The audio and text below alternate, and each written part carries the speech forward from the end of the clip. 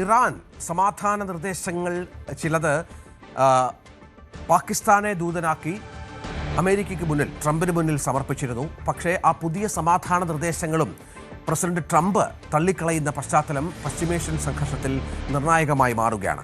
ഒരു കരാറിന് ഇറാൻ തയ്യാറാണെങ്കിലും അവരുടെ നിർദ്ദേശങ്ങൾ അംഗീകരിക്കാനാവില്ലെന്നാണ് ട്രംപ് ഏറ്റവും ഒടുവിൽ പ്രതികരിച്ചിരിക്കുന്നത്. നമുക്ക് ആ ട്രംപിന്റെ വാക്കുകളിലേക്ക് ഒന്ന് പോകാം. So they want to make a deal, but I'm not satisfied with it. So we'll see what happens. Iran wants to make a deal because they have no military left, essentially, and they want to make a deal, but I'm not satisfied with it. ഹോർമുസിൽ ഉപരോധം America തുടരുന്നുണ്ട്. കഴിഞ്ഞ ദിവസം മാത്രം 45 കപ്പലുകളെ US സേന തടഞ്ഞു എന്നുള്ള വിവരങ്ങൾ പുറത്തു വന്നു. ഇതിനിടെ US കോൺഗ്രസിൽ ഇറാൻ യുദ്ധം അവസാനിച്ചെന്ന് പറഞ്ഞ് ട്രംപ് ഒരു കത്തും വെള്ളിയാഴ്ച നൽകി. അതും ചില നിർണായകമായ ചില ട്രംപിൻ്റെ നടപടികളുടെ ഭാഗമായാണ് എന്നാണ് മനസ്സിലാക്കേണ്ടത്. എന്തായാലും അമേരിക്കയിൽ ട്രംപിനെതിരെ വലിയ എതിർപ്പ് ഉയർന്ന പശ്ചാത്തലത്തിൽ US കോൺഗ്രസിൻ്റെ കൂടി അനുവാദം തനിക്ക് പ്രസിഡന്റ് നിലയിൽ തനിക്ക് വേണ്ട യുദ്ധത്തിന് എന്ന് വരുത്തീർക്കാനുള്ള ശ്രമങ്ങൾ ട്രംപിൻ്റെ ഭാഗത്തുണ്ടാകുന്നു എന്ന വിവരങ്ങൾ കൂടിയുണ്ട്. ഇതിനെതിരെ US കോൺഗ്രസിൽ വലിയ വിമർശനങ്ങൾ ട്രംപിനെതിരെ ഉയരുന്ന പശ്ചാത്തലം അമേരിക്കയിൽ ഏറെ നിർണായകമായി മാറുമ്പോഴാണ് പശ്ചിമേഷ്യയിലെ സമാധാന ചർച്ചകൾ വഴിമുട്ടി നിൽക്കുന്നത്. അജയ് സുധാ ബിജു വിവരങ്ങൾ പങ്കുവെക്കുന്നു. അജയ്, ആണവായുധ നിരായുകരണമില്ല, ഹോർമുസ് നിയന്ത്രണം വിട്ടുതരില്ല എന്ന ചില നിർദ്ദേശങ്ങളാണ് ഇറാൻ മുന്നോട്ട് വെച്ചത് സമാധാന ചർച്ചകൾക്കായി. പക്ഷേ ഇപ്പോൾ പുതിയ എന്തെങ്കിലും നിർദ്ദേശങ്ങളോ കരാറുകളോ എന്തെങ്കിലും ഇറാൻ മുന്നോട്ട് വെച്ചിട്ടുണ്ടോ? അതിൽ തട്ടിയാണോ ഇപ്പോൾ പ്രശ്നങ്ങൾ രൂക്ഷമായിരിക്കുന്നത്, അല്ലെങ്കിൽ ട്രംപിനെ ചൊടിപ്പിച്ചിരിക്കുന്നത്? രഞ്ജിത്ത്, ഇപ്പോൾ ഇറാൻ രണ്ടാമത് സമർപ്പിച്ച പുതിയ നിർദ്ദേശങ്ങളുടെ വിശദാംശങ്ങൾ നമുക്ക് ലഭിച്ചിട്ടില്ല. ഇറാൻ ആദ്യം സമർപ്പിച്ച നിർദ്ദേശങ്ങളിൽ തീർച്ചയായിട്ടും ഹോർമുസിന്റെ നിയന്ത്രണം അത് ഇറാന് വേണം, അതുപോലെ തന്നെ ആണവായുധം നിർമ്മിക്കാനുള്ള സ്വാതന്ത്ര്യം അത് ഇറാന് നൽകണം എന്നീ കാര്യങ്ങളെല്ലാം സുപ്രധാനമായി ഉണ്ടായിരുന്നു. അതുപോലെ യുദ്ധത്തിന്റെ നഷ്ടപരിഹാരം, ഇനി ആക്രമിക്കരുത് എന്നുള്ള വ്യവസ്ഥ, അത്തരം നിരവധി കാര്യങ്ങളുണ്ടായിരുന്നു. പുതിയ നിർദ്ദേശങ്ങളുടെ വിശദാംശങ്ങൾ നമുക്ക് ഇനി ഉടൻ തന്നെ ലഭിക്കും എന്നാണ് പ്രതീക്ഷ. പാകിസ്ഥാൻ മുഖേനയാണ് കഴിഞ്ഞ ദിവസം രാത്രിയോടെ ഇറാൻ ഇത്തരം ഒരു നിർദ്ദേശങ്ങൾ US-ന് സമർപ്പിച്ചത്. ഇപ്പോൾ ഏറ്റവും പുതുതായി ട്രംപിന്റെ പ്രതികരണം വന്നിരിക്കുന്നത് ഈ പുതിയ നിർദ്ദേശങ്ങളിലും താൻ തൃപ്തനല്ല എന്ന് തന്നെയാണ്. അതായത് ഇറാൻ ഒരു ഡീലിനായി വല്ലാതെ ആഗ്രഹിക്കുന്നുണ്ട്, ഒരു കരാർ ഉണ്ടാക്കാൻ ഇറാൻ വല്ലാതെ സമ്മർദ്ദം ചെലുത്തുന്നു. പക്ഷേ ഇറാൻ പുതുതായി സമർപ്പിച്ച നിർദ്ദേശങ്ങളിൽ താൻ തൃപ്തനല്ല, ഈ നിർദ്ദേശങ്ങൾ തള്ളിക്കളയുന്നു എന്നാണ് ട്രംപ് വൈറ്റ് ഹൗസിൽ വെച്ച് മാധ്യമങ്ങളോട് പ്രതികരിച്ചിരിക്കുന്നത്. അതുപോലെ എല്ലാവരെയും ആശങ്കയിലാക്കുന്ന മറ്റൊരു കാര്യം കൂടി ട്രംപ് പറഞ്ഞിട്ടുണ്ട്. അതായത് ഈ കാര്യങ്ങൾ ഇതേ രീതിയിൽ തന്നെ മുന്നോട്ട് പോകാനാണ് താൻ ആഗ്രഹിക്കുന്നത്. കാരണം പെട്ടെന്നൊരു ഡീലിലേക്ക് എത്തിച്ചേർന്ന് കഴിഞ്ഞാൽ, അതായത് സ്ഥിതിഗതികൾ ശാന്തമാക്കാൻ വേണ്ടി പെട്ടെന്ന് ഒന്നും ആലോചിക്കാതെ ഇറാനുമായിട്ടൊരു കരാറിൽ ഒപ്പിട്ട് കഴിഞ്ഞാൽ ഇനി 2-3 വർഷങ്ങൾക്ക് ശേഷം കാര്യങ്ങൾ വീണ്ടും പഴയപടിയാകും. അത് തങ്ങൾ ആഗ്രഹിക്കുന്നില്ല. നിരന്തരമായ ഒരു സമാധാനമാണ് US ആഗ്രഹിക്കുന്നത്. അതുകൊണ്ട് ആലോചിച്ച് തീരുമാനിച്ച് ഉറപ്പിച്ചതിന് ശേഷം മാത്രമേ ഇറാനുമായി ഒരു കരാർ ഒപ്പിടൂ എന്നാണ് ട്രംപ് നിലവിൽ പറയുന്നത്. പക്ഷേ US-ന്റെ ഈ ഉപരോധങ്ങൾ ഹോർമുസിൽ തുടരുന്നിടത്തോളം ലോകത്തിന്റെ അവസ്ഥ അത് വളരെയധികം ഒരു ആശങ്കാജനകം തന്നെയാണ്. ഇതിനോടകം തന്നെ പല രാജ്യങ്ങളിലും ഇപ്പോൾ പെട്രോളിയം, ഡീസൽ ഉൽപ്പന്നങ്ങൾ മാത്രമല്ല, വളങ്ങൾ, അതുപോലെ കെമിക്കലുകൾ തുടങ്ങി പല കാര്യങ്ങളിലും കടുത്ത ക്ഷാമം തന്നെ നേരിടുന്നുണ്ട്.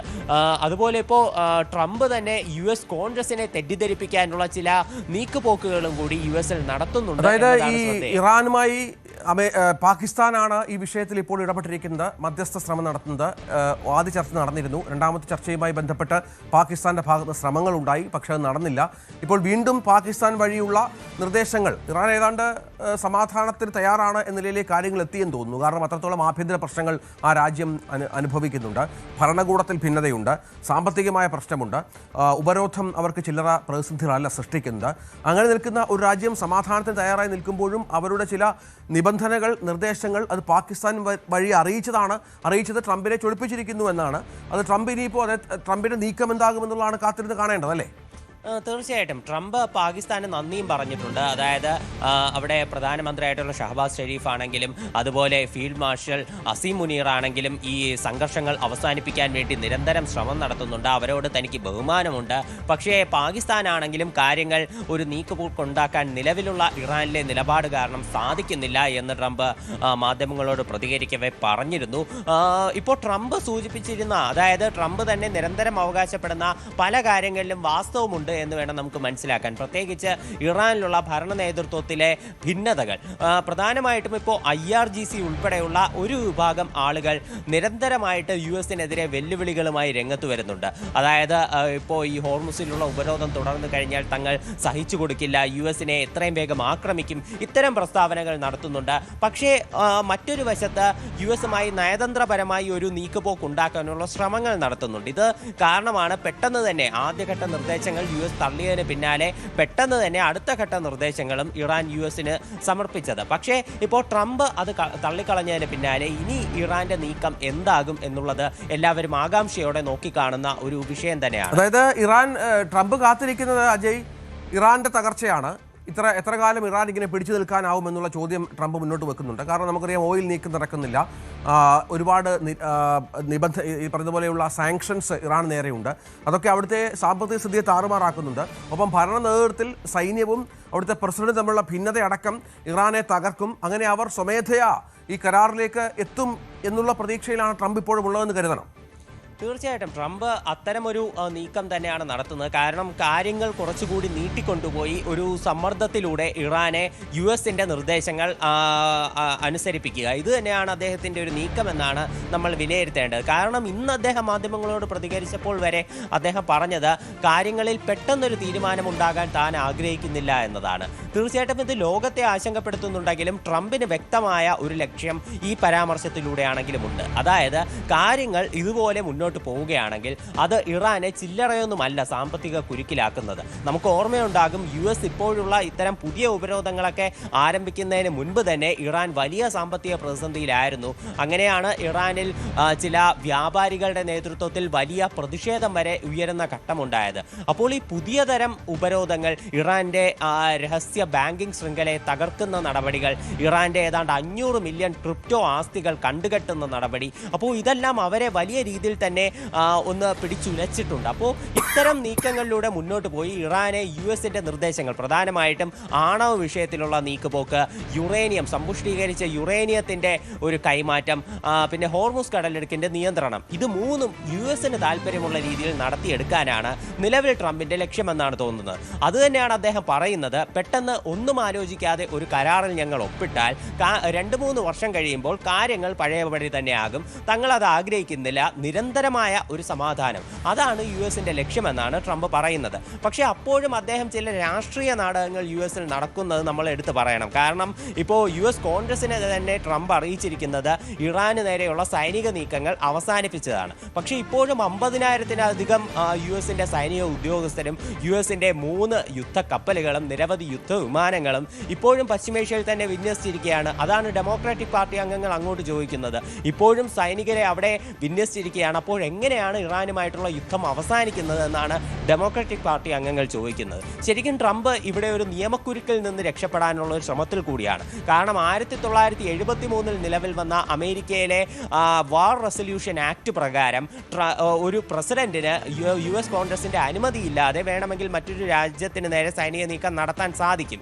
പക്ഷേ 60 ദിവസത്തിന് ശേഷം US കോൺഗ്രസിന്റെ അനുമതി ഉണ്ടെങ്കിൽ മാത്രമേ ഈ സൈനിക നടപടി തുടരാനാവുകയുള്ളൂ. പക്ഷേ ട്രംപ് നിലവിൽ ഈ ഒരു സൈനിക നീക്കം അവസാനിച്ചു എന്ന് US കോൺഗ്രസിനെ ധരിപ്പിക്കാൻ ശ്രമിക്കുന്നത് ഇത്തരം ഒരു നിയമക്കുരുക്കിൽ നിന്ന് രക്ഷപ്പെടാനാണ്. കാരണം ഇത്തരത്തിൽ സൈനിക നീക്കം അവസാനിപ്പിച്ചു എന്ന് അവരെ ബോധ്യപ്പെടുത്താനായാൽ പിന്നീട് ഒരു സൈനിക നീക്കം ഭാവിയിൽ നടത്തേണ്ടി വന്നാൽ അത് പുതിയ ഒരു ആക്ടിന്റെ പരിധിയിലേ വരുള്ളൂ. അല്ലെങ്കിൽ നേരത്തെ ഈ ഫെബ്രുവരി 28 എന്നുള്ള ഡേറ്റ് മുതൽ അത് കണക്കാക്കില്ല. അത് തന്നെയാണ് ട്രംപിന്റെ പദ്ധതി എന്നാണ് ഇവിടെ നമ്മൾ മനസ്സിലാക്കേണ്ടത്. അപ്പോഴും ഹോർമുസിൽ ഉപരോധം ട്രംപിന്റെ അമേരിക്കയുടെ തുടരുകയാണല്ലോ അജയ്. ഇന്നലെ തന്നെ 45ഓളം കപ്പലുകളെ US സേന തടഞ്ഞു എന്ന് പറയുന്നു. അവിടെയാണ് അജയ് ആദ്യം പറഞ്ഞ ലോകരാജ്യങ്ങൾക്കിടയിലുള്ള പ്രതിസന്ധിയും പ്രശ്നവും ഒക്കെ രൂക്ഷമാകുന്നത്. കാരണം നമുക്കറിയാം ഇന്ത്യയിൽ പെട്രോളിയം വില പെട്രോളിൻ്റെയും ഡീസലിൻ്റെയും വില ഒരുപക്ഷെ വർദ്ധിപ്പിച്ചേക്കാം. പെട്രോൾ ബാരലിന് എണ്ണയുടെ വില $120 കടന്ന പശ്ചാത്തലമുണ്ട്.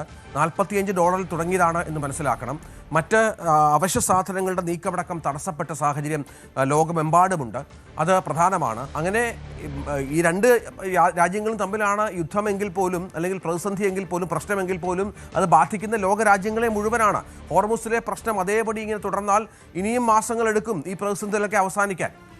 രഞ്ജിത്ത്, UN-ന്റെ മേധാവിയായിട്ടുള്ള അന്റോണിയോ ഗുട്ടറസ് പറഞ്ഞതാണ് ഇവിടെ പ്രസക്തമാകുന്നത്. അദ്ദേഹം ഇപ്പോൾ കഴിഞ്ഞ തവണത്തെ UN സെക്യൂരിറ്റി കൗൺസിൽ യോഗത്തിലാണെങ്കിലും അന്റോണിയോ ഗുട്ടറസ് ചൂണ്ടിക്കാണിച്ചത് ഇത്തരത്തിലാണ് ഹോർമുസ് കടലിടുക്കിൻ്റെ ഗതിയെങ്കിൽ ലോകം വലിയൊരു ഭക്ഷ്യ അടിയന്തരാവസ്ഥയിലേക്കാണ് പോകുന്നതെന്നാണ്. ശരിക്കും അത്തരമൊരു കാര്യം തന്നെയാണ്, അത്തരമൊരു ഭീതിജനകമായിട്ടുള്ള അവസ്ഥ തന്നെയാണ് നമ്മൾ മുന്നിൽ കാണേണ്ടത്. കാരണം ഇപ്പോൾ തന്നെ പല ചരക്ക് നീക്കങ്ങളും പൂർണ്ണമായിട്ട് തടസ്സപ്പെട്ടു. ദിവസവും 100-ലധികം കപ്പലുകൾ കടന്നുപോയിരുന്ന ഹോർമുസ് കടലിടുക്കിൽ ഇപ്പോൾ നാമമാത്രമായിട്ടുള്ള ചരക്ക് നീക്കം മാത്രമാണ് നടത്തുന്നത്. ഇപ്പോൾ കഴിഞ്ഞ ദിവസം ഇറാനിയൻ ബന്ധമുള്ള 45 കപ്പലുകളെയാണ് US തടഞ്ഞു എന്ന് അവകാശപ്പെടുന്നത്. US-ന്റെ സെൻട്രൽ കമാൻഡാണ് ഇത്തരമൊരു ട്വീറ്റ് സോഷ്യൽ മീഡിയ വഴി ഇട്ടത്. അതുപോലെ തന്നെ ഇറാൻ ഇപ്പോൾ ഈ US-ന്റെ ഈ നടപടിയിൽ പ്രതിഷേധിച്ചുകൊണ്ട് ഹോർമുസ് കടലിടുക്ക് പൂർണ്ണമായി അടച്ചിരിക്കുകയാണ്. അതുപോലെ അവരുടെ ടോൾ നിയന്ത്രണവും ശക്തമായിട്ടുള്ള രീതിയിലുണ്ട്. IRGC പുറത്തുവിട്ട ഒരു പ്രസ്താവന ഇപ്പോൾ നമുക്ക് കുറച്ച് മണിക്കൂറുകൾക്ക് മുൻപേ വന്നിരുന്നു. അതിലവർ അവകാശപ്പെടുന്നത് ഹോർമുസിന്റെ സുരക്ഷയ്ക്ക് വേണ്ടി തങ്ങൾ പുതിയ ചില നിയന്ത്രണങ്ങൾ കൂടി മേഖലയിൽ ആലോചിക്കുന്നുണ്ടെന്ന്. അതായത് അതിന്റെ വിശദാംശങ്ങൾ വന്നിട്ടില്ല. അതായത് കൂടുതൽ കടുത്ത നീക്കങ്ങളിലേക്ക് IRGCയും കടക്കുകയാണെങ്കിൽ ഇപ്പോഴുള്ള സാഹചര്യം അത് 10 മടങ്ങായി വർദ്ധിക്കാനുള്ള ഒരു സാധ്യതയുമുണ്ട്. അതുപോലെ ട്രംപിന്റെ പുതിയ പ്രസ്താവനയും വളരെ നിർണായകമാണ്. അദ്ദേഹം പറയുന്നത് ഈ ഹോർമുസ് കടലിടുക്കിൽ ഇറാൻ ടോൾ നൽകുന്ന രാജ്യങ്ങൾക്കും ഷിപ്പിംഗ് കമ്പനികൾക്കും മേൽ ഇതുവരെ ഉള്ളതല്ലാതെ കടുത്ത രീതിയിലുള്ള ഉപരോധങ്ങളും അതുപോലെ തന്നെ മറ്റ് നികുതി ഉൾപ്പെടെ തങ്ങൾ ചുമത്താൻ ആലോചിക്കുന്നുണ്ട് എന്നാണ് ട്രംപ് പറഞ്ഞിട്ടുള്ളത്. ഇതും ലോകത്തിനെ സംബന്ധിച്ച് വലിയൊരു ആശങ്ക തന്നെയാണ്. ഈ ചരക്ക് നീക്കം അത് എങ്ങനെയെങ്കിലും പുനരാരംഭിക്കാനുള്ള വലിയ തരത്തിലുള്ള സമ്മർദ്ദം ലോകത്തിന്റെ പല ഭാഗത്തു നിന്ന് ഉണ്ടാകുന്നുണ്ട്. ചൈനയും US-നോട് ഇതേ ആവശ്യം കുറച്ചുകൂടി ശക്തമായി ആവശ്യപ്പെട്ടിട്ടുണ്ട്. ഏതായാലും പശ്ചിമേഷ്യൻ സംഘർഷം അവസാനിക്കില്ല, അത് ഇനിയും തുടരും എന്ന തരത്തിലാണ് ഇപ്പോൾ കാര്യങ്ങൾ മുന്നോട്ട് പോകുന്നത്. അജയ് സുധാ ബിജുവാണ് വിവരങ്ങൾ പങ്കുവച്ചുകൊണ്ടിരുന്നത്. പ്രധാനപ്പെട്ട കാര്യം, ട്രംപ് ഇറാന്റെ പുതിയ ഇറാന്റെ നിർദ്ദേശങ്ങളും പൂർണ്ണമായും തള്ളിയിരിക്കുന്നു എന്നുള്ളതാണ്. അവിടെ ചർച്ചകൾക്കുള്ള സാധ്യതകൾ പൂർണ്ണമായും അടയുകയാണ്. പാകിസ്ഥാന്റെ ഇടപെടലും ഈ വിഷയത്തിൽ വൃഥാവിലാണ് എന്ന് വേണം തൽക്കാലം കരുതാൻ.